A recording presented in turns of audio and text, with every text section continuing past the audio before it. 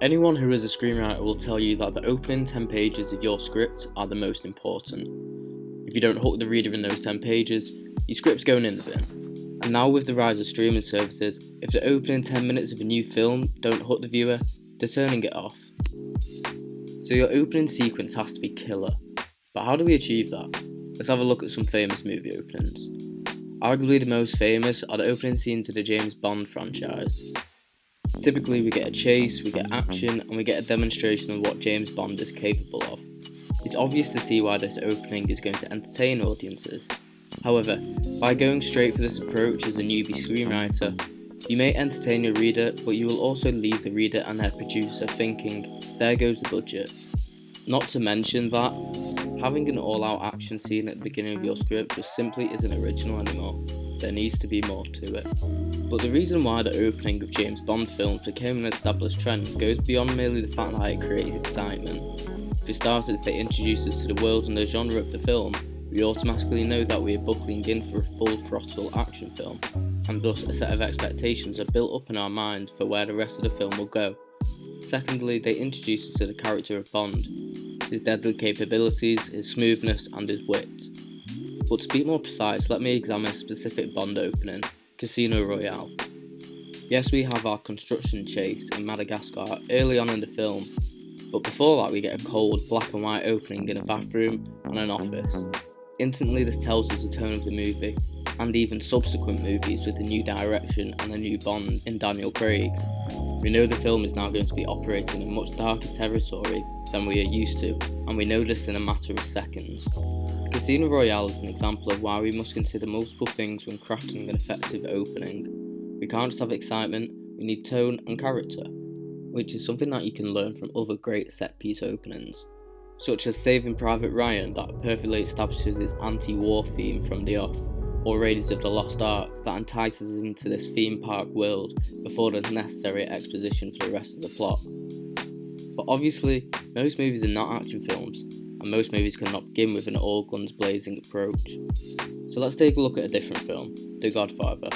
When I first watched this many years back, I must almost embarrassingly confess that I found the opening pretty boring. It begins at the wedding of Vito Corleone's daughter, whilst Vito grants wishes to people in his meetings. So it's the other end of the spectrum from James Bond. But we learn so much from the festivities and the scenes where people literally just talk in rooms. First off, we meet the Godfather, Vito Corleone, and we learn his adherence to tradition, his influence in society and the law, his love of family, and what some of his triggers are. You can act like a man! So it appears to be solely an introduction of character, which there is no inciting incident or even motion into the main plot. But it is more than that. The cinematography and the lighting in these meetings hints at the tone and shows the disparity against the brightness of the family occasion happening outside. This is an introduction to the world that these characters inhabit, and it is planting seeds in our minds of the other characters, from learning what makes Michael different to the rest of the family before we know his trajectory, and from learning the Italian culture, which humanises these characters before we are thrust into the darkness of their violence-ridden world. But what if we're too scared to take the subtle approach The Godfather takes? Well, there are examples of films that immediately grab the reader or viewer's attention in seconds. Think of Fight Club, Citizen Kane, Sunset Boulevard. Straight away they give the audience a hook. It could be a snippet of the end of the film, something that makes the viewer think, how did we get here? Or it could be a mystery that will continue to unravel until the movie's end. These hooks only have to come in small packages, as long as they're interesting enough.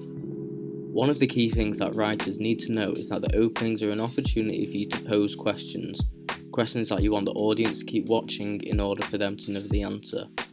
Of course, you can answer some questions straight away, such as, who's the antagonist? This has been proved in some of the best openings in movie history, such as The Dark Knight and Inglourious Basterds.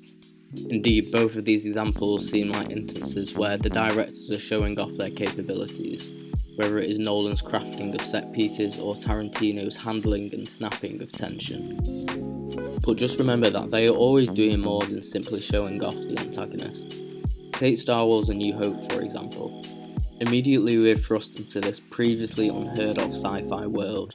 We get our excitement, the blood is pumping, and we also dive headfirst into the main plot within the first scene. all before the true evil of Darth Vader is revealed to us.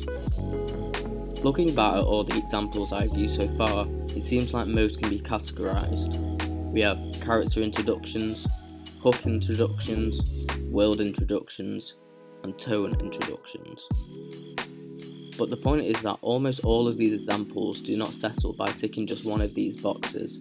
If you want a reader or viewer to be invested for the next hour and a half of their life, you need to give them the promise of as much as you possibly can.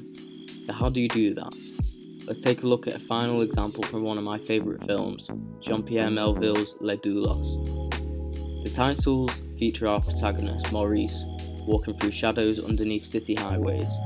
Automatically from the single long shot, we sense the world that we're going to be transported to, one of murky deception, an underworld of crime filled with mysterious figures. The first scene starts here with Maurice approaching an old house, reinforcing our anticipations about the world of this film. As he walks in, he looks at a broken mirror. This image that only lasts a couple of seconds allows us to both intuit the mental state of our protagonist and the film's underlying theme, about how this world of crime fractures men like Maurice, who they are, what they believe in, and who they trust.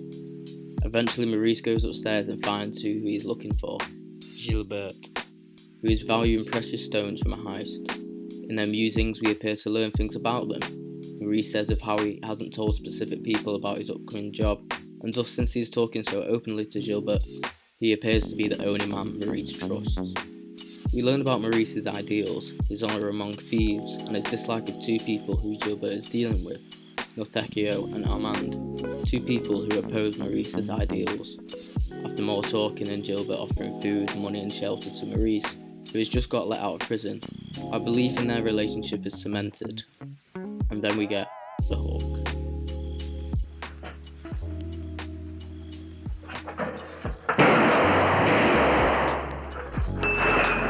In the space of 6 minutes within a single room between two people, we think that we learn who our protagonist is, and then he deceives us.